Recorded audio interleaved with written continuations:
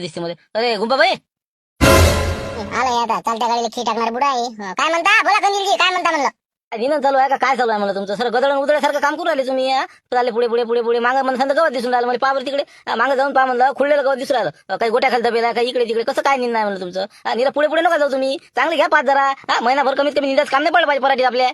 घरीच गुणच नाही ना, सुद्धा मजूर घरीच गुण नाही लोकायले, कास्तकार लोकायले. मग काय दोन तोडे कास्तकार आहे हे. पुढे राहिलं तर म्हणजे पुढे करून गेले, मागं तोंड ठेवलं. मागं राहिलं तर म्हणजे गोटे मारता का म्हणजे मजुराला पुढे जाऊ देत ना तुम्ही. तेच म्हणलं पैसा कमी घेता का म्हणलं. कधी बाबाजी तुम्ही म्हणलं आम्हाला काही गोष्टी शिकू नका, तुमचा फवारा मारा. इथं काही येऊ नका म्हणलं झिलप्या पडाले. जा आम्ही आमचं बरोबर निघून राहिलो.